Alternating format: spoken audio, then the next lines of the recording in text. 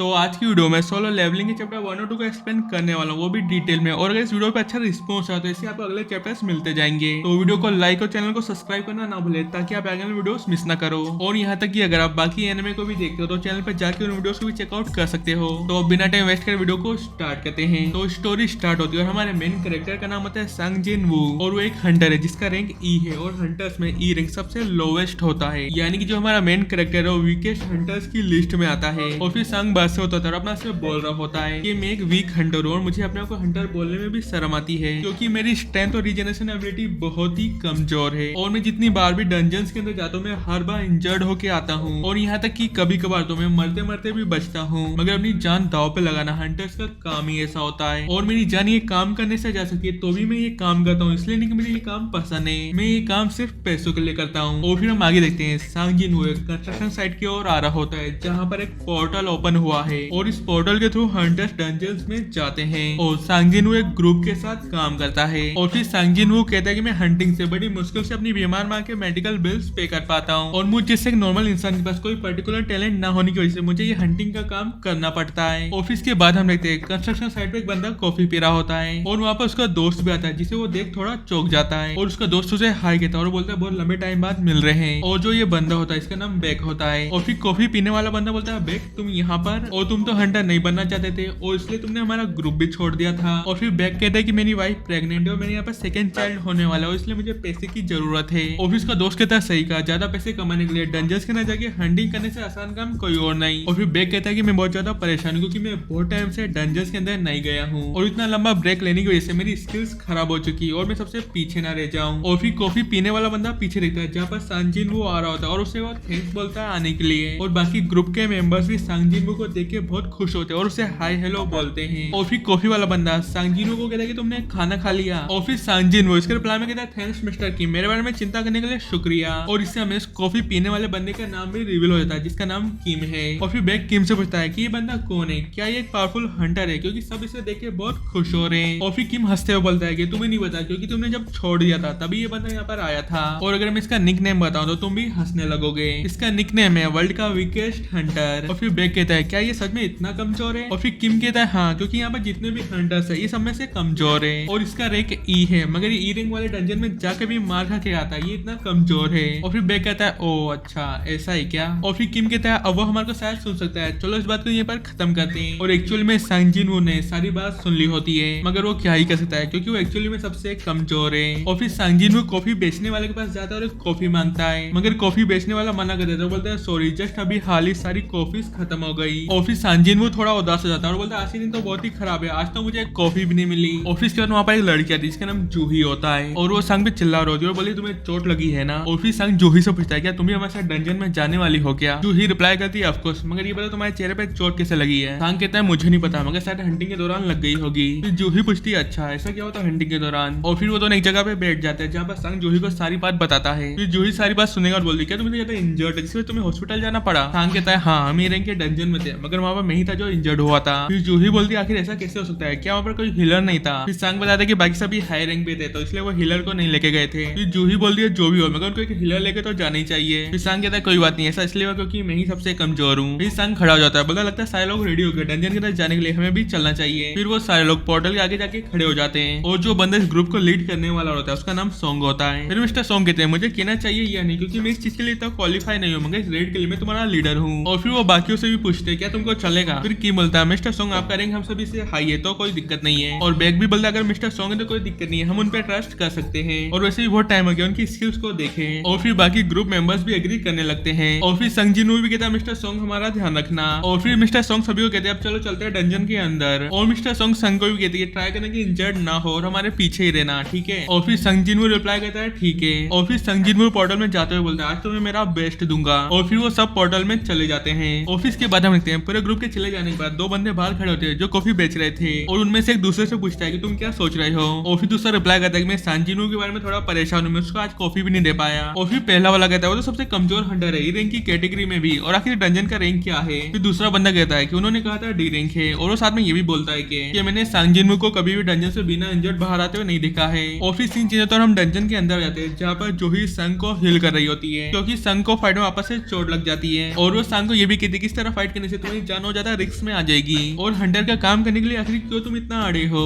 Office के बाद हम लगते हैं बाकी के हंटर्स बाकी के मॉन्स्टर्स को मार रहे होते हैं। ऑफिस जो ही उन्हें देखे बोलती है लगता है रेड ऑलमोस्ट खत्म होने वाली है। ऑफिस के बाद वो सारे हंटर्स सारे मॉन्स्टर को मारने वाली जगह खड़े हो जाते हैं और अपनी अपनी तारीफ कर रहे होते हैं। ऑफिस जो ही सांजिन से पूछती है क्या तुम्हारे पास कोई रीजन है, तुम ये हंटर का काम छोड़ क्यों नहीं देते। ऑफिस संग हंसते हुए रिप्लाई करते काम तो सिर्फ मैं मजे के लिए करता हूँ, अगर मैं ये काम नहीं करूंगा तो मैं बोरियत के कारण ही मर जाऊंगा। मगर संग मन में सोच रहा होता कि मैं इसे अपने पर्सनल रीजन तो नहीं बता सकता वरना मैं और शर्मिंदा हो जाऊंगा। ऑफिस जो ही चलाते हुए बोलते अब चलो हंसना बंद करो वरना तुम तुम्हारी वुंड ओपन कर लोगे। ऑफिस के बाद हम देखते हैं मिस्टर सोंग के हाथ में एक मैजिकल कोर होती है और फिर हमें पता चल रहा है कि जब भी ये मॉन्स्टर्स को मारते हैं उनके अंदर से इनको मैजिकल कोर मिलती है। और यहाँ तक कि जो सीरेंग के मॉन्स्टर्स के अंदर से जो मैजिकल कोर निकलती है वो भी 1000 के वर्थ के बराबर होती है। मगर जो भी हो सांजिनवू एक ई रैंक हंटर है, उसके लिए सीरेंग के मॉन्स्टर्स मारना इम्पॉसिबल है। और फिर हम देखते हैं सांजिनवू के हाथ में एक मैजिकल कोर होती है और वो अपने आप से बोल रहा था कि 10 इंजर्ड होने के बाद वैसे मुझे ई रैंक का एक सिंगल मैजिकल कोर मिला है और अगर देखा जाए तो मैं अपनी जान दांव पे लगा लूं इसको अर्न करने के लिए, मगर ये तो बहुत ही कम है। ऑफिस के बाद उनका एक टीममेट कहता है कि इधर आओ यहाँ पर एक और रास्ता है। फिर वो सभी वहां पर जाके खड़े हो जाते हैं और मिस्टर सोंग कहते हैं ये तो डबल लेयर डंजन है, इसके बारे में सुना था मगर ये तो एक्चुअली में रियल है। और फिर मिस्टर सोंग एक फायरबॉल अपने हाथ में बनाते हैं और उस केव के अंदर फेंक देते हैं जिससे उन्हें पता चलता है कि ये केव तो काफी लंबी है। और फिर मिस्टर सोंग सभी को कहते हैं कि मेरी बात ध्यान से सुनो, ये गेट क्लोज नहीं होगा अगर यहाँ का बॉस जिंदा है तो, और अभी तक गेट ओपन है तो लगता है बॉस अंदर ही कहीं पर है और वो अभी भी जिंदा है। और नॉर्मली तो हमारे गिल्ड से हमें कांटेक्ट करना चाहिए और उनके ऑर्डर का वेट करना चाहिए, मगर अगर यहाँ पर हाई रैंक हंटर्स आ गए तो हमारा लॉस हो जाएगा, तो क्यों ना हम ही जाके बॉस को मार दें। और शायद ये मिशन थोड़ा डेंजरस हो सकता है तो क्यों ना हम वोट करें और फिर वोट करने के बाद कोई भी कंप्लेन नहीं करेगा और वोट के रिजल्ट पे डिसाइड होगा कि हमको अंदर जाना है या नहीं। और फिर सभी वोट करते हैं और उनमें से कुछ कहते हैं मुझे जाना है और कुछ कहते हैं नहीं। और जूही भी सभी को सॉरी कहते हुए अपना वोट देती है कि मैं नहीं जाना चाहती। और अभी तक 16 वोट आ चुके हैं जिसमें से 8 को जाना है और 8 को नहीं, और अब सिर्फ सांजिनवू का ही वोट बाकी है जिसपे डिपेंड होगा कि उनको जाना है या नहीं। और फिर मिस्टर सोंग सांजिनवू से पूछते हैं कि तुम बताओ तुम्हारा वोट क्या है। और सांग के हाथ में एक मैजिकल कोर होता है और वो सोचने लगता है कि मेरे पास ज्यादा पैसे नहीं है और मुझे अपनी छोटी बहन को भी कॉलेज में भेजना है और मेरी सिक मदर के मेडिकल बिल्स भी बढ़ते जा रहे हैं तो मुझे पैसे की जरूरत है और इसीलिए मैं मेरी फैमिली के लिए अंदर जाऊंगा। तो अब सांजिनवू भी डिसाइड कर लेता है और वोट करता है अंदर जाने के लिए और फिर वो सब रेडी हो जाते हैं अंदर जाने के लिए और यहीं पर ये चैप्टर खत्म हो जाता है। तो अगर आप लोगों को ये वीडियो पसंद आया और अगर आप लोग चाहते हो कि इसके चैप्टर्स में जल्दी लेके आऊं तो वीडियो को लाइक और चैनल को सब्सक्राइब करना ना भूलें ताकि आप लोग आगे आने वाले वीडियोस मिस ना करो और बाकी दूसरे एनिमे वीडियोस के लिए भी चैनल में जाके चेकआउट कर सकते हो। तो फिर मिलते हैं जल्दी ही नेक्स्ट वीडियो में, तब तक के लिए बाय बाय।